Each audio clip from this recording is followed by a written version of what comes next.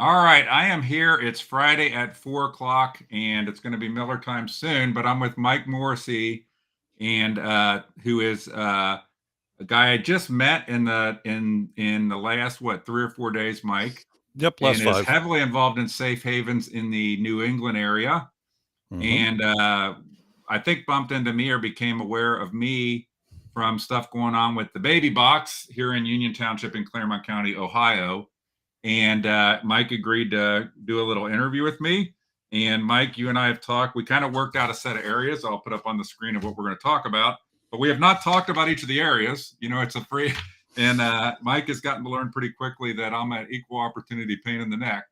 so, The way I and like them, back as I from told my him, I'm very business. particular. I want to focus on the facts, the information that's most relevant, and so on and so forth. So here's what I'm going to put up here because I did put a few charts with this, and I'm going to put up, that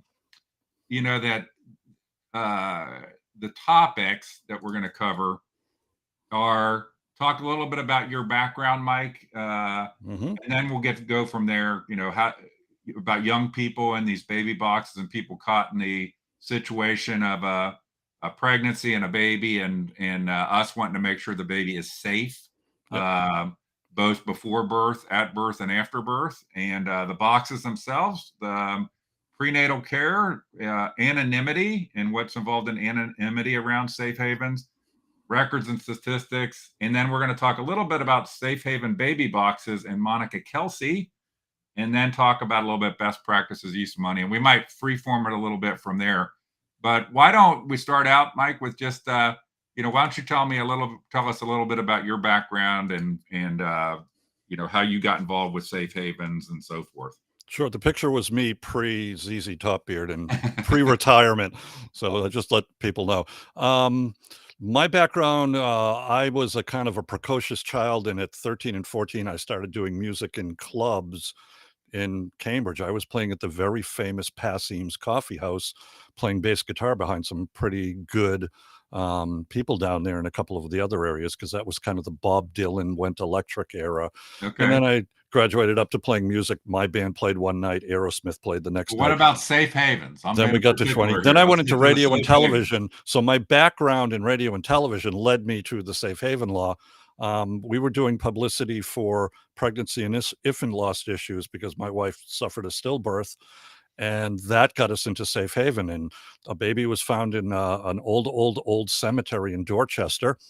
And they called us up and said, do you want to do the burial? And yeah, of course we're going to do it. You're not going to say no to that. And my wife started looking into, hey, they got these safe haven laws and we don't have one. Let's get it done, because we had passed a couple of infant loss type of situations, or pregnancy infant loss type of situation laws, and reinforced them through promulgations of regulations. And we started working on that. It took 4 years for the Massachusetts law to pass, not 4 months, 4 years. In that Okay. period, there were 13 abandonments. 6 of the newborns died. So while we were working on it, there were just tragedy after tragedy after tragedy. And Massachusetts is famous for literally going through a fine-tooth comb for something that hasn't been tested for a lot of times. And that's, in a way, it's good, because we make sure we do things really right in our legislature. But in the meantime, we worked in Georgia, New Hampshire. We also helped get the laws passed in Alaska, Nebraska, and we went to Okay. Hawaii to override a So veto you've been of the involved in this for how long? How many years you've been involved? 2001. Since 2001, safe havens. Yep. And in a lot of states, and you talk about some of your programs and the signs behind you, which we'll talk about a little bit later. Yep. But you have I know, and probably expect you're not a fan of baby boxes, but you are heavily involved in safe haven. When I saw you putting stuff on my Facebook and so forth, I started wondering, like, who is this guy? Is it somebody against safe havens? Because there's people that are out there that I think are against, Oh, yeah. for various reasons. But you're Oh, we somebody that's fought been them. heavily involved in trying to help in this whole process and making sure as many babies are safe, and there's as minimal a risk to a baby dying or suffering consequences that shouldn't be suffering those consequences. So I got to know you, and so I think I put a list of things here for us to talk about. And I don't want to cut you off and so forth, but I also want to manage our time real tightly. And I want to move. There's a second point about why do young people listen to you? But before we get to that, I'm going to put something up here because I got as a records request a copy of the Safe Haven Baby Box Company provider guide, which is what the governments get. And and there's a section on you in here. Oh yeah, of course. Talks about how evil of a person you are. Oh, how yeah. you've been, and you can address this a little bit here. How you've been subject to litigation by this company, blah blah blah. And you warned me about something last night relating to this woman, and I'm going to come back to that at the end here. Okay. So, but kind of that you put this in perspective for me. But then it also has a Q&A. So first, that has like your typical objections. If I don't even know if they're yours, but that's not even close to them. Okay, they're attributed to you in her book, but you then called out rather than respond when I shared this with you. By the way, had you seen this before I shared it with you? I haven't seen this exact wording, but I do know about it. Honestly, I don't pay a lot of attention to what they do and what they say. You hadn't seen this particular thing. So I shared it with Mike, hey, you're featured in their guidebook and it says you're a horrible guy and all this. Good. And instead of, you can comment on the legal stuff talked about in here, but I know you already sent something back to me commenting on one of the Q&As in here. Yep. Do you care to comment on the legal side of it at all? No, here? It's let me put it to you this way. I have a good friend who's the most conservative talk show host in the Northeast. Okay. He's a very, very good friend. I started working with him in television. No. And he has a line that says, in the halls of justice, the only justice is in the halls. Meaning it's not what happens in the courtroom that matters. It's what happens outside of the courtroom. This was thrown out 3 times. Okay. And after the 3rd time, it was brought back in because there was kind of an I and a T that weren't dotted properly. Because I didn't spend a penny on a lawyer. And in 2 points during the supposed trial, we spent about 10 minutes admonishing the judge himself for his actions that were going to lead to something disastrous. I'll go back to this here. Has any money changed hands? Like if you paid her not money? A penny. Nope. Not a penny. Okay. Never get her a penny. Never. Okay. She'll never get a penny. And she knows it. So have they tried to pursue you for, how long did this happen? What, 3-4 years ago? Have they tried to pursue you for money? No, never for a penny. Okay. So theoretically, they say they have some money judgment against you, but they don't try to pursue it. No, they won't pursue it either. Okay. They can't. I know they can't. There's a reason why they can't. One of the things that you hit on, and again, I don't mean to be brief here, but and I don't know if people can read this on the screen, but one of the things attributed to you, it's at the top of this here, and that you threw it back to me, right? You sent me an email back, not bitching and moaning about the page, but about this point. I want facts. It said Mike Morrsiey, that's you. Yeah, baby boxes are not UL listed or approved. Safe Haven Baby Box. We partner with a third party for performance testing. UL approval is not legally required, and there is no legislation mandating certification by UL or any other agency, public or private, in the U.S.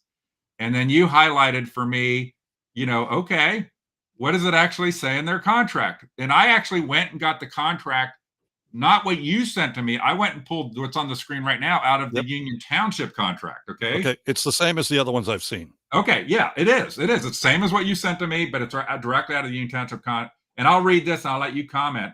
There's lots of stuff in the contract that I can't believe. By the way, if you live in Union Township, live in Claremont County, I'm about as conservative as you can be. I love babies as much as you can. I'm as pro-life as you can be. I'm totally against rhino bullshit politicians going for photo ops. Oh, don't move here. They aren't reviewing contracts. They're not even reviewing the contracts. Okay. Yeah. So it says down the bottom, I'll let you comment then, not me. SHBB represents that the safety device is not tested by a nationally recognized testing laboratory program. Yeah. And what does that mean? Underwriters Laboratories. This is a lamp that sells at a dollar store for $1. I'm lit by these. I do television lighting, and these are, LED lights. ETL listed on the bottom. You can't see it because it's small, but it's right there. This is where it plugs in. We know everything we have says UL listed on it. Yeah, that's ETL. This one is also, this is the box a different one came in. Okay, this one's going to blow your mind. So you see all these guitars and amplifiers behind me. This is a 1965 or 66 guitar amplifier. What does that say? I know as far as The says UL circle listed. with Yes, the it does. I see it. UL listed. well, this is early. They don't use the term listed in the 60s. Okay. That goes back to the mid 1960s when, and this isn't really a very safe device compared to the newer ones. To be honest, I had to have this rewired and made a lot safer because I used to get shocks from these things in the 60s and 70s because of the way they were Well, wired up. so the point I want to keep us moving here is So I'm just what like is she talking amazed about? and so I'm gonna go back here. I'll put this back up here. It does not required. You know, you're talking about an incubator for a baby that's mounted in the sidewall of a fire station, for example, Embedded. subjected to weather and rain, and it's not that requires and I don't want to go too far in the box. We're kind of there's requires per their own guide a dedicated 15 amp circuit, a separate circuit for the alarm system. Yep. And it's not UL tested. And how long has it not been UL tested? Never. Well, how long has it existed? This is a good question. About 6 years. The first one was put not UL in her tested. hometown.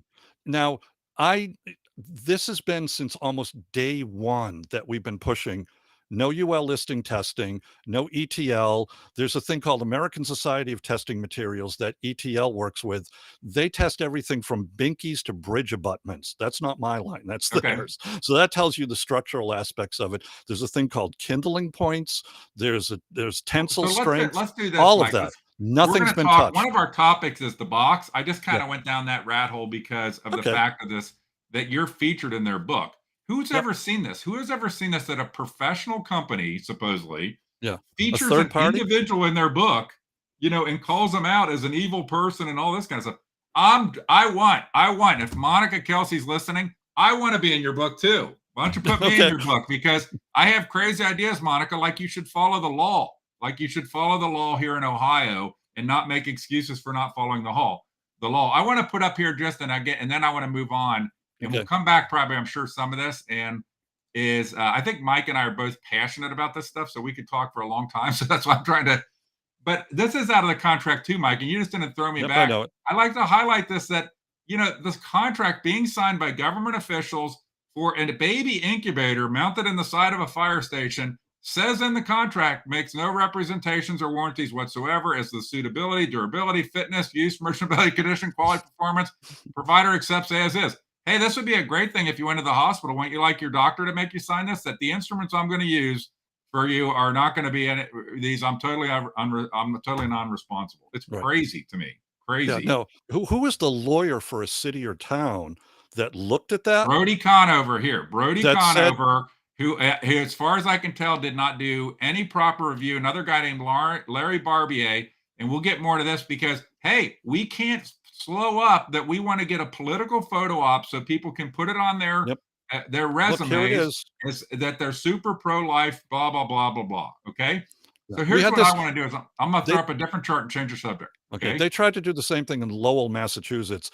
The contract went into a lawyer who was a former state representative that was one of the sponsors of the Safe Haven bill, the sunset clause of our bill, because we had a sunset clause on it when it passed 4 years later. It had to get refiled. Okay. That she looked at that and called me up and basically said, "What the bleep is this?" Except the word bleep wasn't there. So I put let me take this off. So I know these people. Hold on, I'm going to put, okay. So this is our people, this is their big press conference. I'm going to make sure I do this right. This is our people. Okay. This is the people letting everybody know about the baby box. And then I got to know you. And one of the first things you told me was, I'm going to come back here and put this up, is this, this kind of stuff. Who are these people? Okay. Well, one's my wife, like the one underneath the spine. The other people, but so I put the topic on here. Who do young people listen to? Why and how? Because I thought this was a really important point that you shared with me. Right. Well, all you have to do is look at demographic marketing. The subject is Gen Z or Generation Z, Generation Z, founder generation. They've called about 4 or 5 different things, but most people know it as Gen Z. they're going to be spending billions of dollars in the future.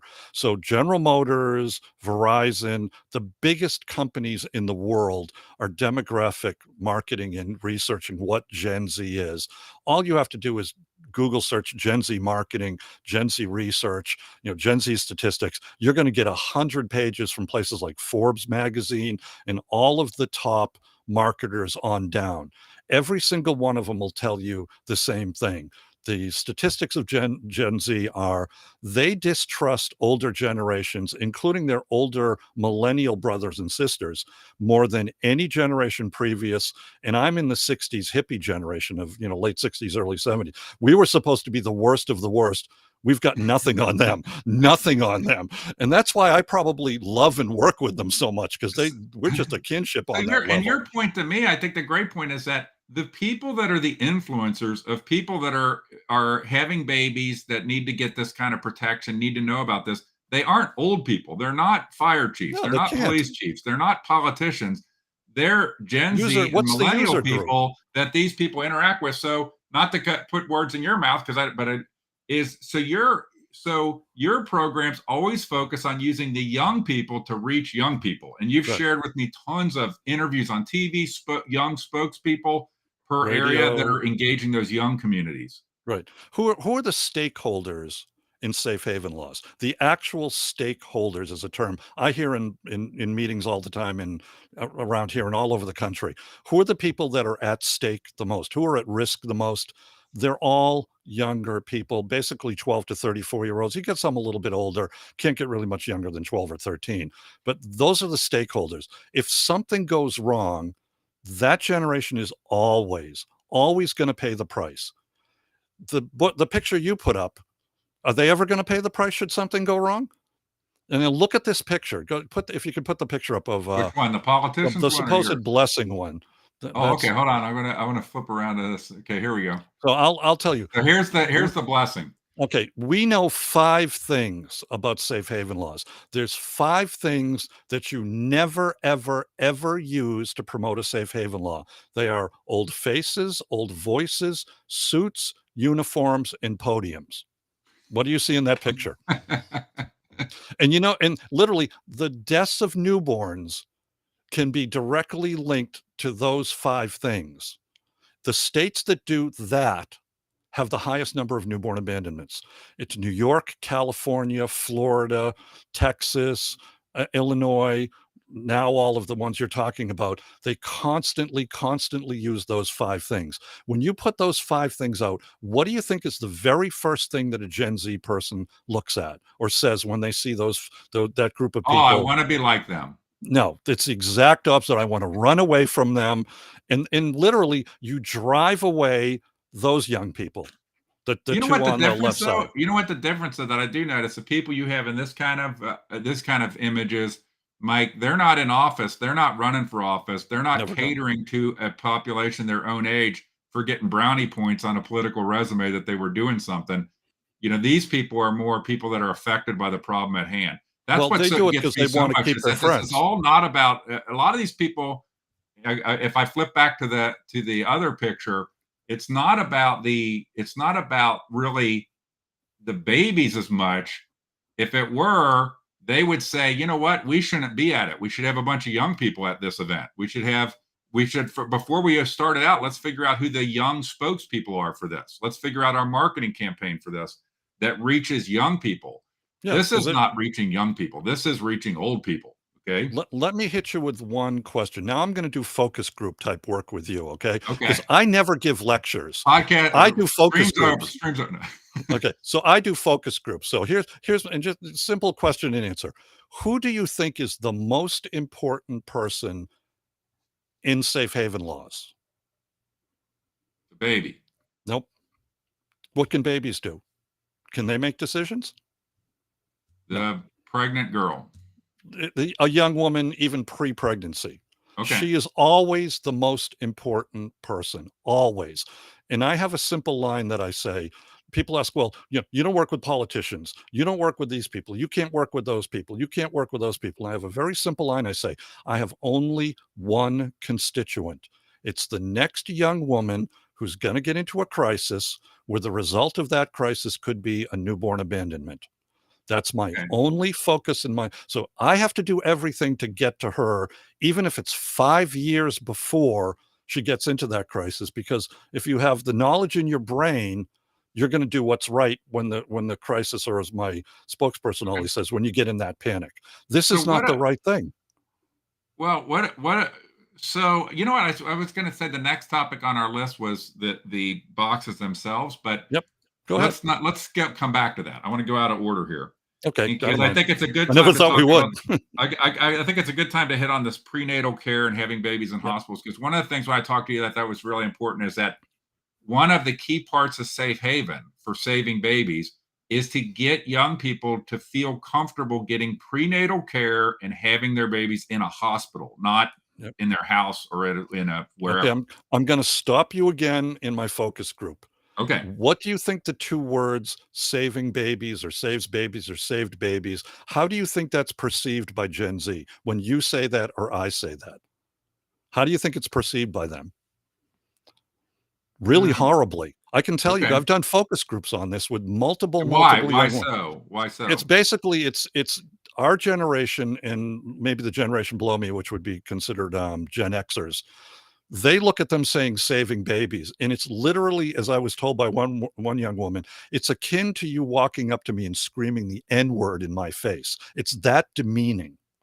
You don't demean the people you have to work with. You have to work with Gen Zs and millennials now. I don't have to Okay. work with people. How is And it I'm demeaning? never When going you to say say, demeaning, how would you say a person takes that as demeaning? well, they Condescending? think it puts something ahead of them, and they know they're the ones that are going to have to make all the decisions. It seems like all you care about's the baby. You don't care about me. All you care about's making yourself feel good by saying something like, "I want to save a baby, so it makes me feel good." And the young woman's like, "Well, what am I? I'm the one doing all the work here." You have to communicate. The biggest problem is not just working with Gen Zs and Gen Zs and millennials, which they're the two groups that are going to have the problems right now. And Gen Zs, they'll be doing it for the next 15 years. So the one thing that you have to work with them from their point of view back to you. And it's the same in marketing, because I was in radio and television and I always Okay. got good ratings because I thought for them rather than, oh, this is what I want to do. I always thought, okay, I got to get this amount of people from this area, this generation, this psychographic, as it's called. I Okay. always work from their side back to me, and what can I do to get what they need? And that's basically the most important thing. Again, the most important person is always the young woman. It's what they want to hear and the way you want to present it to them that's so important. If I run around saying I'm going to save babies, none of those young people that you had would ever work with me. The ones you Okay. saw in the videos. None. So And in real quick 50 to here, 100 interviews, they've never because I said am that. I'm looking at the clock, and I enjoy talking to you. I think you bring a lot of insight to this. Yep, let's go. The thing? I mean, it really struck me, and I know I'm saying it again. Is that what you don't want to do is have these things, and correct me if I'm wrong, approaches to this issue that might encourage girls to feel like I can do this without prenatal care, without having my Yeah, baby in a that's hospital. absolutely we actually looked at baby boxes here in New England prior to the laws passing from 2001 to 2004. Well, a couple of them had passed. We did a deep dive into baby boxes, and those are, what the ones based on the European models and some of the, the South African models and some of the others. One word came up from two different people. The one word that came up was the word nightmare. Not Okay. joking. That's the only word, because you literally are pushing young people away. The message is go into your corner, go hide in your closet, go hide in your room until it's time to deliver the baby in that room or in the backseat of a car, wherever it is. It's 500 to 1,000 times more dangerous to do that than to get them the information way ahead of time and say, look, you can go to a hospital and Right. deliver And anonymously. I don't know that there shouldn't be, but to me there should be. I don't know. I don't know where the word stigma applies to things, but there should be no stigma. The notion of No. get prenatal care, Yep. have your baby in a hospital, that, and you can surrender the baby. It's just it just made a lot of sense to me, is that you don't want to do things that encourage people that they should keep Never. it secret, okay, and not Never. get help and not get Yep. prenatal care and so forth. Never. So I'm gonna skip around on you here again. Okay, let's go. Well, and I went to the wrong place, but Okay. I'm going to show here this thing. So this is a press conference, Right. and I should have put in some other pictures, But one of the things that I thought was interesting you told me was that, so for example, Miss Kelsey likes to have a lot of press conferences. So every Yep. time there's a surrender, there's a big media event at the fire station, so on and so forth. Then she says she wants anonymity. We not have anonymity. And you point out What? to me, and then that a lot of these towns where these things are small towns, Yeah. and the fact that you're making a press event out of these You're each outing her. surrender is actually the opposite of anonymity, and Yep. it's scaring future people away from using such devices All over the because country. then I'm going to shut up but I'm not. It's because in today's world and with young people, anonymity is maybe not what you and I thought it was. Bingo. 30 years ago, their friends know about this stuff. They know that Amy's pregnant. They know this stuff, and so when there's a big media conference, it's maybe counterproductive to a safe environment. But I said a lot of words It's the there. worst. It's the worst thing you can possibly do. In the states we've worked in, and one of the things in my state, when our law passed, we had this incredible team of people put together our protocols. One of the protocols that came out with it, at first I didn't agree with at all. They said, as soon as the baby surrendered, total confidentiality. And they said it's akin to violating the HIPAA laws, which is, and at that point it was Hospital Information Privacy Protection Act, meaning anything medical about her should never get out unless she releases it, be it a minor or somebody over 21. So we took it and that came out of a Harvard trained risk management lawyer on insurance risk management. So I took his word and say, okay, great. We'll have to find a different way to do things rather than have any of these press conferences or release info. We did release info like 4 months later. It happened in eastern to central Massachusetts, one or two of them. Right. And then we found out we don't need to do this anymore. It actually hurts because we actually heard from people, and I've spoken to young women who have surrendered babies, and they said, Mhm. don't let any of the information about this get out anywhere, any place, Like that anytime. Tuesday at 3 p.m., somebody surrendered a baby at the box at the Carmel, Indiana fire station, and That's there's going to be a anonymous. press conference with the fire chief, blah, blah, blah, blah, blah, that makes the girl who surrendered the baby potentially extremely uncomfortable You and makes exposed her. and then what is she going to tell her friends? Like, I thought this was anonymous, but they're having an old people press conference down there talking about my baby. Yeah. And so this is common sense. By the way, our township and the elected leaders, if any of them watch this, no common sense. Okay. They forgot to think about this isn't about them. It isn't No. about in this old people press conference isn't the way that you get people tied in. I didn't really have this on the list here. I'm marking things off here as we talk, Okay, but let me break it. Let me tell you, because yes, sir. what's behind me is important. This, you can't see it. This is being given away at a concert tomorrow. As if I move, you can see a guitar, and there's a bass guitar over this side. We're having a concert tomorrow, 22 hours from now, 21 hours from now. We start a concert in a town that's twice as big as yours. It's called a Porch Fest. Our porch is the front door of the fire station. We're putting up a stage. We're having a hip hop, a rock band, and then a heavy metal band, all playing one after another. The average age of the people on the stage are going to be about 18, maybe 17. That's what attracts it. And these signs, this is actually the sign that goes on the Well, stage. that's what I was actually going to put up That's next. how it works. There's That's the one of them. signs. So, Yep. by the way, let me take this off here for a second because Yep. I just think this is funny because I saw that. You're having an event tomorrow, is what you Tomorrow. said, About and the it fifth is one. a concert for young people with hip hop and rock and all this kind of stuff. Safe Haven's great. Everybody's cool. We That kind of barely thing. even talk about it. And what's funny is I think Monica Kelsey is having a purse raffle for old people. Yeah.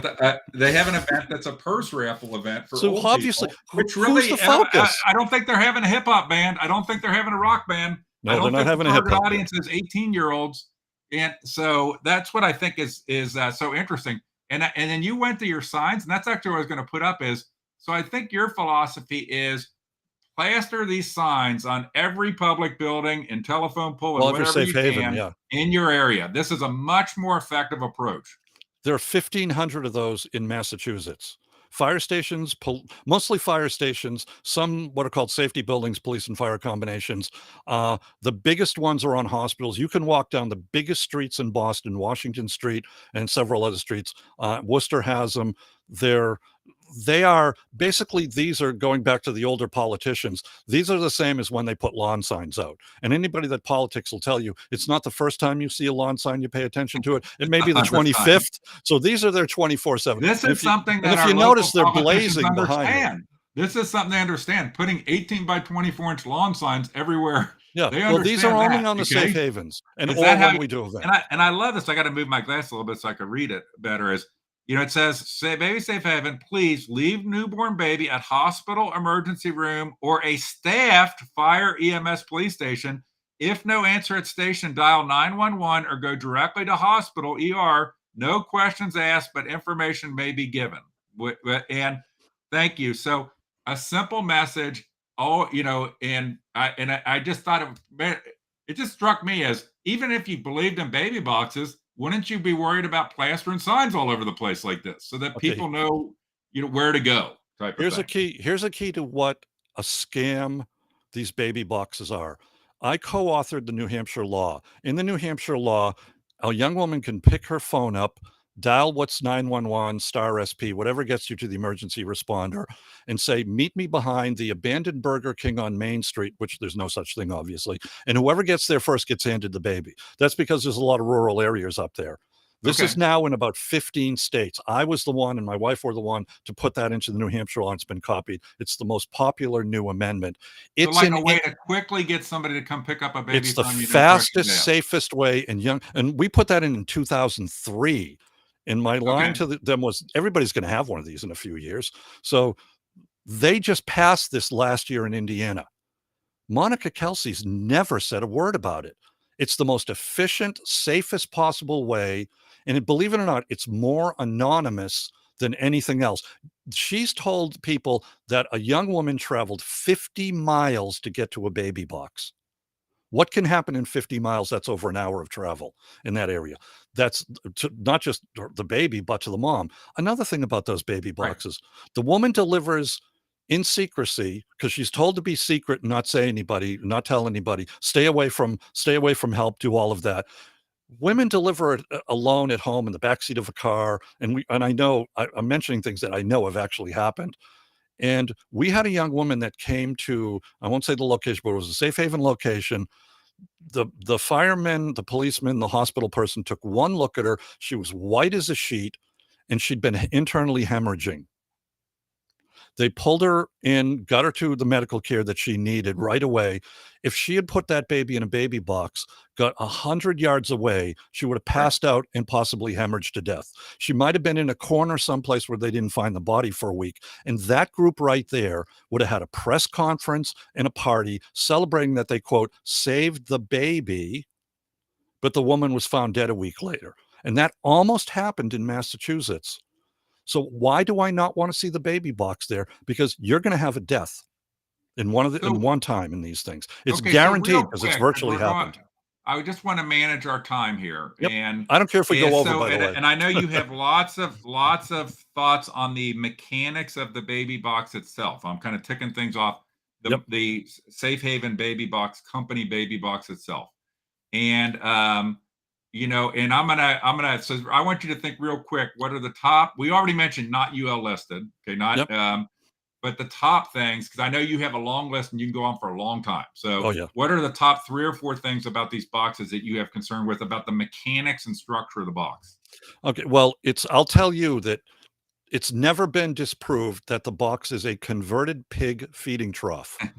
And it's Okay. made by a company called Fabcore Industries, Fabcore. Google search them, go on their Facebook page because that's their advertising, Okay. and start scrolling down. You're going to see they make things that are not for obviously for human So this consumption. is not it's called in It's our not a Ohio well-made law a box. baby incubator, a safe No, baby incubator, no. but it's And your not a law says medical that. incubator at Yeah. all. Yeah. I know General Electric's based nearby and the medical division's based next by. They make the Giraffe Omni bed. There are extremely tight regulations for a mobile or fixed incubator. And even though an incubator rolls around, a mobile one goes into the med flights and that kind of thing. Right. These are anywhere near those regulations. And the woman got a scam letter from them, not telling them what she was applying for. The way the letter reads, You go in a room and put the baby in the box, like an open box. That wouldn't be, and that's what they have in Pennsylvania. That's what they have in a couple of states. So the FDA probably thought it was one of those contraptions, which is basically just a prim. It's a rolling cart, um, and that's probably what they assumed it was. I didn't see her 510(k) application, which is that's how you apply to get a grant to be able to sell these. Nothing like that's ever come out. So what did she write to get that letter? She'll never release it. That's called fraud. And a box is not built well. Okay, so she got a response, but she doesn't share what was actually asked that the person was responding to. It's like hearing Exactly. one side of the phone conversation. Exactly. Or even getting, it could be anything. And the way I read the letter is, and the way some of these baby boxes are that way. They're in other countries. You have to go into the room, and you're in a room. And it's just literally like you're an incubator type, not incubator. It's just one of those open little cradles that they have in maternity wards. And I know where those are because the hospitals have asked me about them, and they want them to go away. They want to do something else. The ones she's citing in Arizona, they want those to go away. They've never added more. There's like 2 or 3 of them in one hospital chain. Those were put up about Well, so 2008. you know what's funny is I didn't tell you this, or and I was looking for it. If people think I'm distracted, it's because I am. I'm pulling something up here, Yep. and because I was doing a little research, and it was talking about all the kind of baby problems you have with a baby that might end up in an incubator like this. Okay. Yep. And remember, this isn't an incubator. It's not a medical No. device. It's not approved by anybody. Definitely But not the a list medical. of things, and I just thought about this, like, okay, so seriously, if we really think about this as grown-ups, okay, here's the problems the babies might have and how important it is to have somebody right there, okay? Premature birth, traumatic birth, respiratory distress syndrome, hypoglycemia, sepsis or other infection. I can't even read this.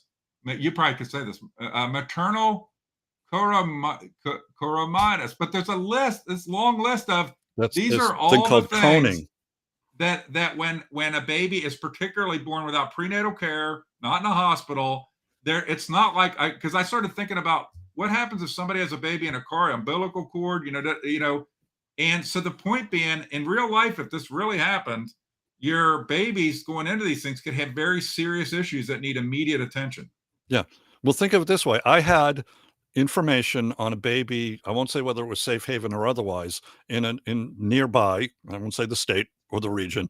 And one of the medical people told me that they knew it was a very young woman or a very small woman because when the head comes out, there's the plates, and it had what's called coning. It's almost like cone heads from the movie, not quite that severe, but they knew that it was a smaller birth canal or a smaller hip that it had come through.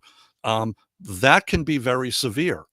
That you can have problems with not being able to deliver a baby, and they're telling you, "Oh, just deliver the baby at home and bring it to the box." Well, Here's a key here's what's funny is statistic. at our event here at the thing here where she came because I'm wrong. She said I was laughable and then agreed to pay for an extra fireman at our fire station and agreed that the wrong materials were in the bag. But I was laughable, even though she claimed 80% reduction in abandonments in Ohio. In Indiana, no abandonments since she's had baby boxes there. Nope. 100% reduction in Untrue. Arkansas. Blah blah blah. I wrote them all down when she talked, and I went up and asked her after, what are those statistics? Where do they come from? And her answer to me was, and I think I told you this when we talked the other day, and you answered before I even. You said, where do those statistics come from, Mike? Do you know what she says? Google it. Google it. That is exactly what she said. Google it. I'm like, what do you mean Google it? And They then I had an said, abandonment. is there any reputable place that keeps these statistics? And she says, looking for news articles. Yeah, they had an abandonment in either Columbus or Columbia or something with a C. It was less than a mile from a baby box. It was like right down the road from it. And that's that way because they don't promote the law at all. Not because it's a baby box or not. That's because you have a horrible set of promotion errors that are going on. It's that that's all. That's ridiculous. They can't promote it was one of the properly. things on our list that I'm checking off. I'm looking This at whole some things idea here of too. statistics and records. What can you trust? Is there any trustable governmental or healthcare oriented statistics, or is it kind of a free for Wild West right now in a lot of places? The thing you can trust is, I mean, in Massachusetts, we have very tight statistical points, but they very rarely release the surrenders and things of that nature. I think the last time they released them was about 2000, and we actually Okay. went 5 out of 7 years with no abandon with no abandon or with no safe surrenders and no abandonments on top of it, or 2 safe surrenders out of 5 years. So Okay. she's claiming 3 in 2 or 3 months in one small town. Statistically What's that? By the impossible. way, just to help me here, because I don't, I say like, well, maybe I don't understand this. So a safe surrender, define a safe surrender. Mhm. When the baby is brought to a safe haven and safely handed to Hand it off to somebody. hospital, Okay. police, or there's another one that's called a border baby. That's where a woman goes into a hospital, has a delivery, and leaves the baby Leaves the behind, and baby it's at the and it hospital. boards there. They used to board there for a month or so before Okay. So DSSs that's came in. authorities figured out what to do. Okay. We don't And then count an those as safe abandonment, that havens. means what it sounds like. Abandon, it's just Left on a somebody's street. going to find the baby dead or alive Yeah. type of thing. And so, okay. So you're, all right. And It's hard then, to get those stats of the numbers of those, again, except through the news. But here's one stat that's gonna get you, and I gotta get this one in. okay. There are 300 deadly newborn abandonments about every 5 years in the United States. 300, and then there's another 200 or so of that are found alive, or, Okay. like some ones we've seen. Average of about 118 every 18 to 24 months, Okay. and that's in any 5-year period. Most states haven't gone down at all. Most states are high. I'm sorry to say, Ohio is one of the states that hasn't gone down hardly at all. There's way too many of them. There's no promotion of the law. There was a little bit at one point. There's no young people talking about it anywhere. So our state's down 95%, and that's over an 18-year period. So we're down more than anybody in history. Our What? program follows a set of protocols that made that happen. So if you're pro-life, do you want to see 300 abandonments in the next 5 years or in a 5-year period? Or if you follow our program, you could see that number Right. go down Well, to I notice 15. you're more precise, and you're sometimes over precise I have to be. that there's I've noticed that she throws around terminology very loosely. Even Yeah. when you probably can't see this, so I hold it up. When I wrote down things she said and I had it and she could see me, she like started changing words I had written down. So there was, and I went back. It's like she actually then told me she said something different than she actually said. I wrote it down accurately. Yeah. And then when I went up and asked her about it, oh no, I said that, I said abandons with death and stuff like that, like variations on the theme. Yeah. How, just for ballpark, those signs that you have behind you, what would you guess? You might not know now, I know, but what would you guess the cost per sign? Well, here's a fun. We can't get these right now because notice how they're Supply chain? it's called it's supply chain. Yeah, exactly. The blaze yellow. Now her boxes aren't I'm just regulatory saying, when you compliant. got a lot of those We signs, got about how these. much did they cost a sign? The little one that's over my shoulder was about $30, but that's before the price What's the increases. most expensive one? About 75 to 80 is the big one that's behind my head. Okay, so And it for the goes down same a little amount bit of with money, multiples. people that live in Union Township, for the same amount of money that Union Township spent on the baby box that enriches Miss Kelsey, Yep. who's gone, beautiful Regs, the richest story. Yeah. Okay, they could have bought 187 of those signs. For If what, they would have put up 15,000? 187 of those signs in Union Township, and I'm using the expensive version, the 75 Okay, or 80 or whatever you said. those only go on the hospitals, the biggest ones. Okay, I didn't put any pictures in, but you have sent me lots of pictures of those on fire stations, police stations, libraries, No, they're telephone poles. They're only they're only on hospitals, police, and fire. The I ones tell you on the what, phone if our poles. township was a little bit less interested in photo ops for idiot politicians and a little more interested in women and babies, you know what's funny?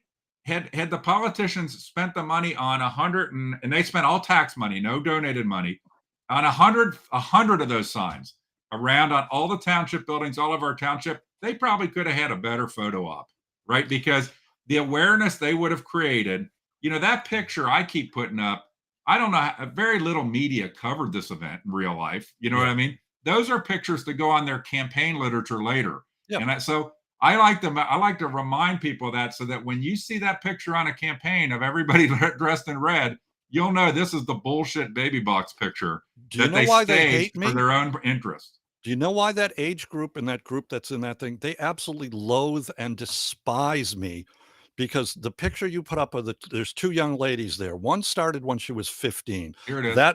That's those are the people, they hate my guts, loathe, hate me like you wouldn't believe. Because now go to the other picture, the one with the 3, there's 2 young ladies and my wife. They hate me more than anything else because those 2 This young picture. ladies, one of them, the Yep. one holding the guitar, started with us when she was 15. The other one Okay. started with us when she was 17. She's the one that's been working the longest and done the most work. That picture is maybe about 18, about 12 to 13 years old. The other one's about 6 years old. She was about 16 at that point. The young lady holding the guitar just Okay. graduated from a phenomenal university. They hate me the most because in less than a minute, I would replace all of those people with another 15-year-old and she would get the job done better, Right. 10,000 times better than they can. And the number of abandonments would shrink beyond belief in your state because they can go into any radio station a young person listen to.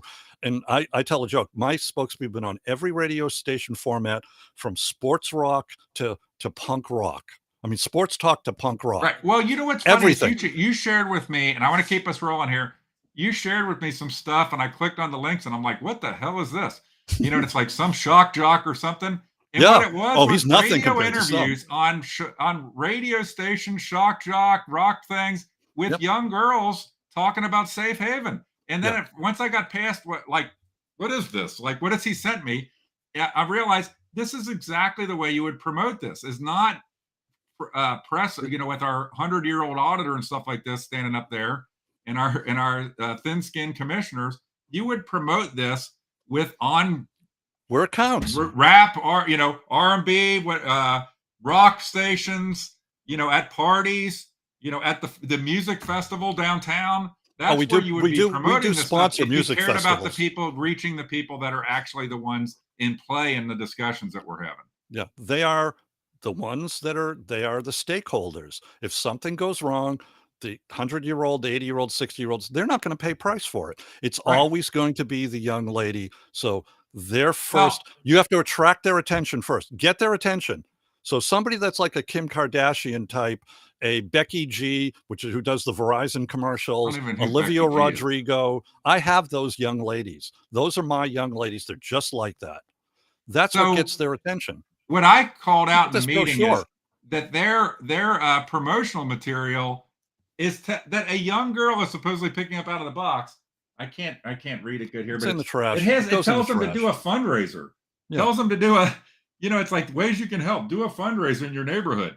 How many young girls dropping off a baby? Oh yeah, that's what I'm gonna do after I do that. After I put I'm the worst moment of my life right now. I'm gonna put my baby in the baby box. Then I'm gonna go host a fundraiser back in the neighborhood.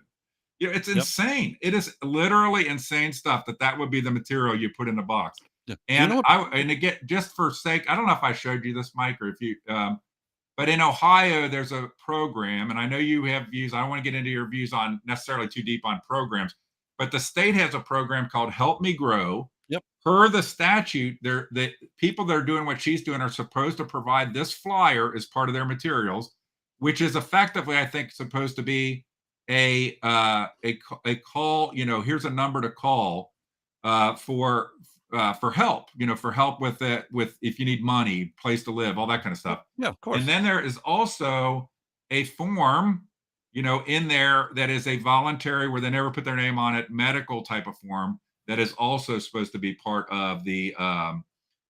This is state mandated. This is state mandated. Yeah, we have a similar form, and it almost doesn't get used, but we have a 20% return rate of young women returning to reunite with the baby because the problem that they perceived that they had was more temporary than they thought, and about 20% of the babies that were surrendered go back to the moms.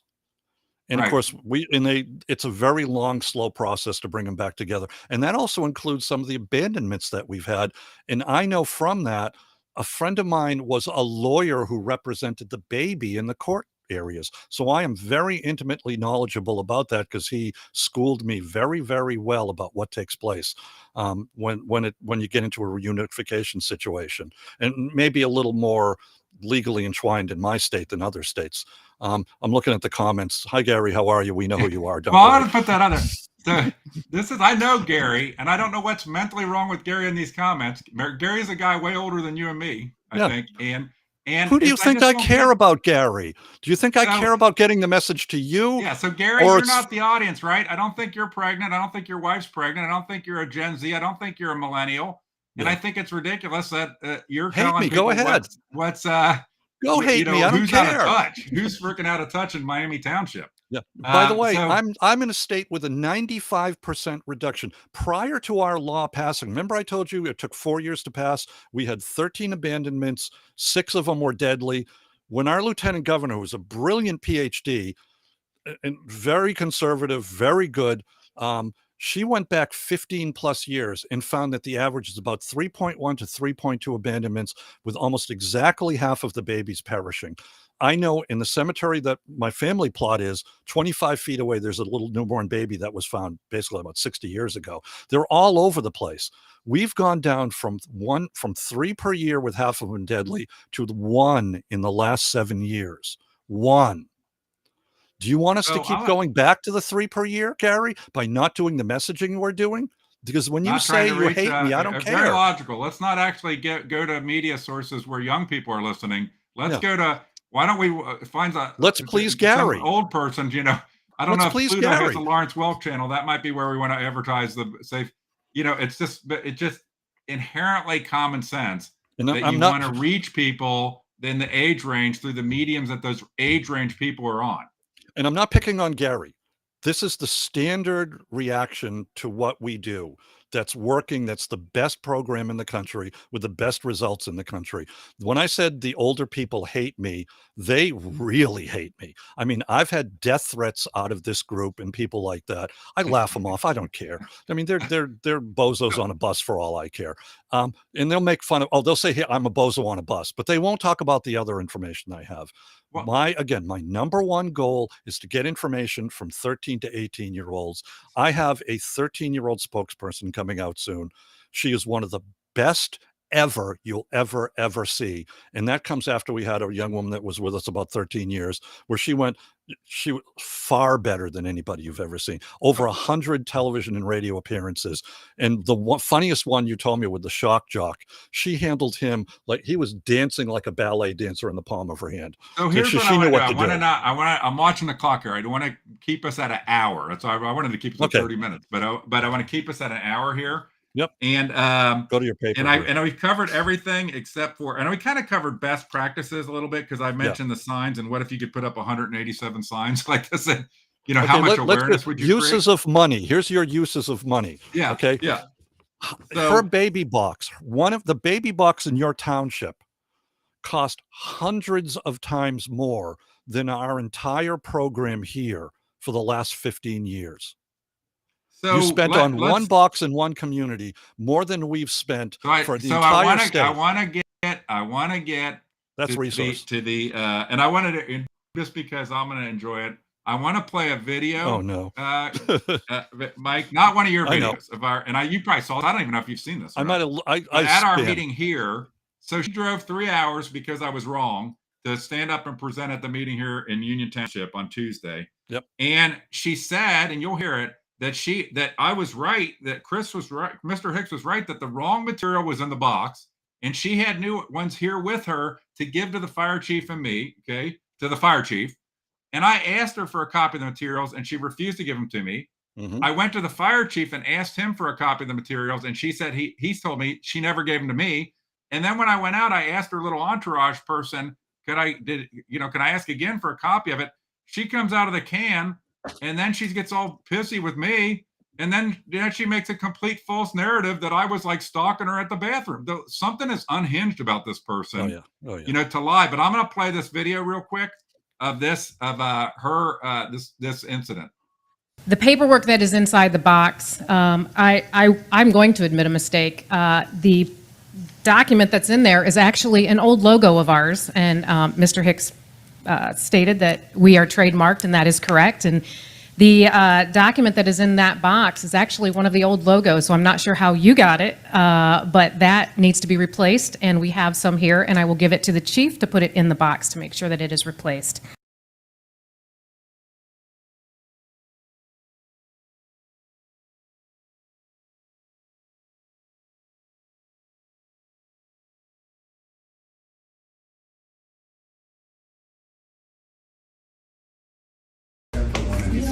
I'm just going to say this, He said that you didn't give them to him. I'm just going to say You this, did. Mr. Hicks. I'm not going to debate you, and I'm not going to argue with you, and I'm not going to be your not trying to cannon. debate, I just asked I'm you not for a going to copy be of your the new cannon brochure. fodder. I am not going to be your cannon fodder to the trustees. I know you have an issue with the trustees. I've read up on you.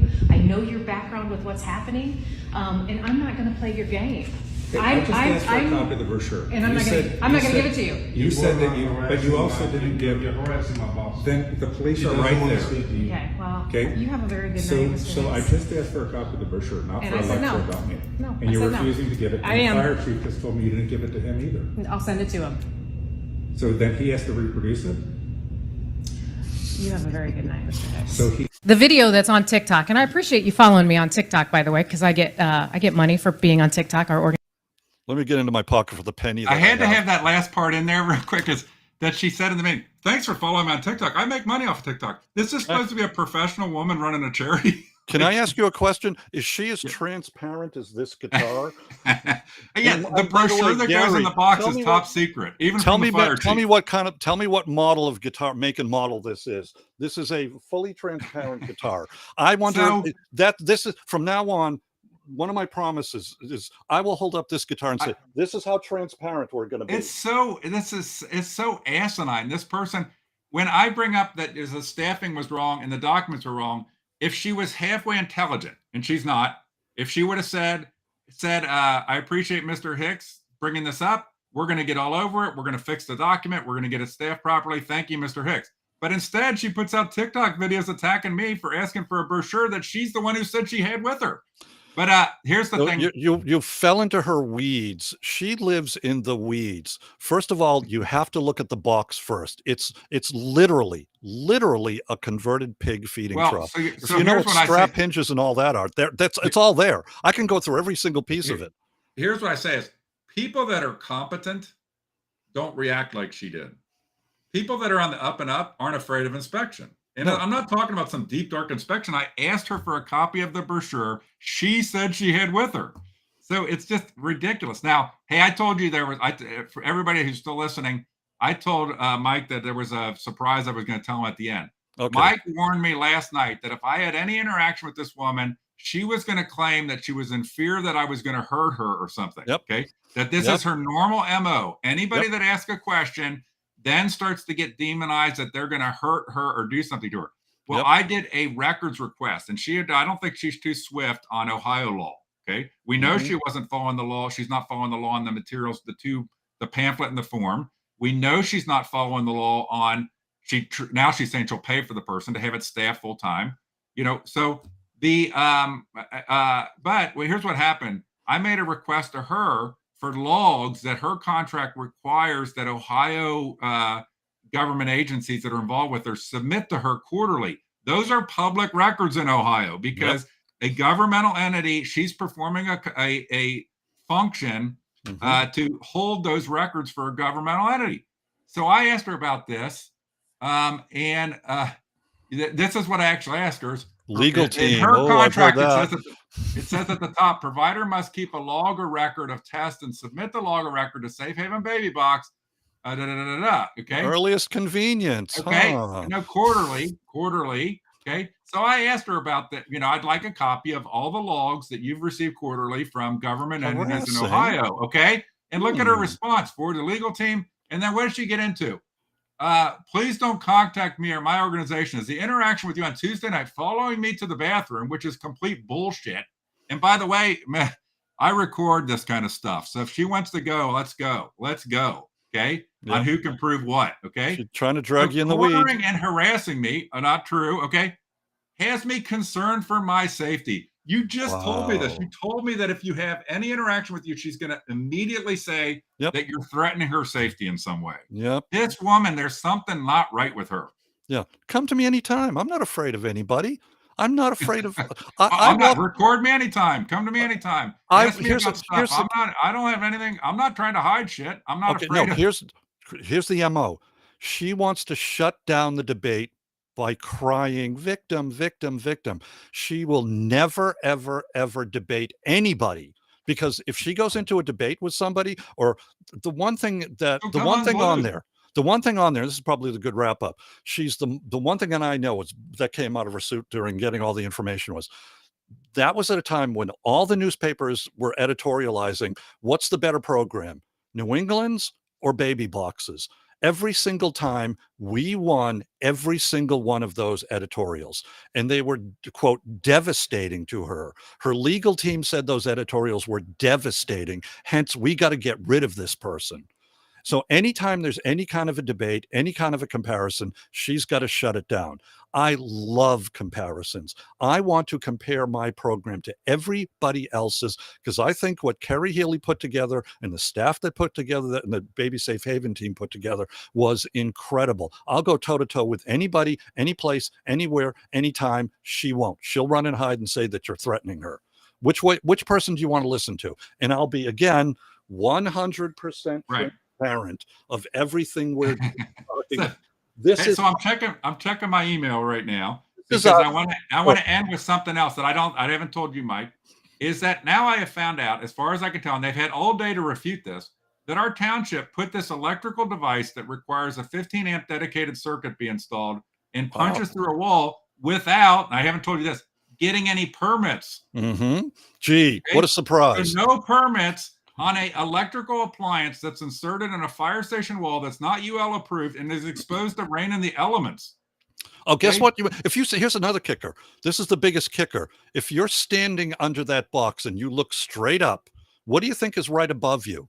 The overhang for the roof, and most of these, and the angle of the roof is coming down. When there's ice, snow, water, rain, it's dripping like sometimes almost like Niagara Falls, right on top of where your head is. And then you reach into this electrified box with exposed wiring, because it's not done on printed circuits and the wiring is not embedded into the plastic the way it should, because it's built as a, literally a pig feeding trough, that mice can chew at the wires, and you can touch metal components that are electrified. And there's a young woman that might be like, just had a thunderstorm, the rain was pouring out, and if I stood where she was staring in sandals, I touched any of those things, I'm going to get a hard 15 amp 120 volt hitting me and a baby that I'm holding. I'm back 10 feet and one of us could be dead. Okay. That's why she So doesn't what want time this is it? getting out. So hey, we spent more time than I wanted to spend. I always want to spend less time, but I think you're an insightful guy, and I think it's, what I don't understand is people that are afraid of having a discussion, even, okay, and in their race for photo ops and this and that, and it's like, oh, like my buddy Gary there, who I know, clown show. It's a clown show to ask these kind of questions. Hey Gary, is it, or whoever out there, I'm picking on Gary because he chose to. He's the one making the, and I know who he is. Clown show, okay. So is that so following the law to have permits is a clown show, following the law to have staffing is a clown show. For a What's device that's supposed to save a life. What's suspicious is that when somebody said, if I was aware I wasn't following the law, my answer wouldn't be to say, negative or you're laughable like Monica Kelsey. My thing would be like, I'm going to fix it. Okay. I'm going to get on it. I'm going to fix it. It's on it, blah, blah, blah. If I made a mistake, I'm going to put all hands on deck. So our township had no permits as far as I could tell. I looked to see if they've responded because they had all day. Because my point is like, okay, so you don't have the right forms in the box and now you didn't get permits. You know what? If I did that, but they're going to shut me down. If a business does this stuff, Exactly. they're going to shut them down. But that box, I'm going to go check it again. So Stan Dimling, I'm talking to you. Okay. You are not a politician, but the idea that this was done so improperly. And if I went to the building department, I checked online, they have a search, and I was just checking to see, did anybody reply to me from our government to tell me that I was wrong about this? So it's been a whole day. So I think I'm right. These clowns didn't even have permits for doing this. What involves an installation of a 15 amp a dedicated circuit device in a wall that's exposed to water. What's funny is the company that did the install actually had in their proposal that they were not responsible for the cost of permits as part of that proposal. But I guess nobody else thought when they looked and signed off on that proposal, and it was the fire department that signed off on the proposal, they are getting set up by politicians. And they should be the men in the room and the adults in the room and say, we are not going to be part of your, and I want to leave us with this. Oh, let me go one more story. Yes, that sir. you just mentioned What something. time Okay, is it? this is Miller real time. quick. Now, look for one of these. She put a sticker Anywhere. up. Look for one of those and get me a close-up picture of it, somebody. I'll give you $100 if it has a UL or ETL thing like that on it. But then there's the thing. I called up a fire chief that on their webpage of the fire department of this Indiana town, it says, do not buy an alarm system and install it unless it has a UL or ETL sticker on it.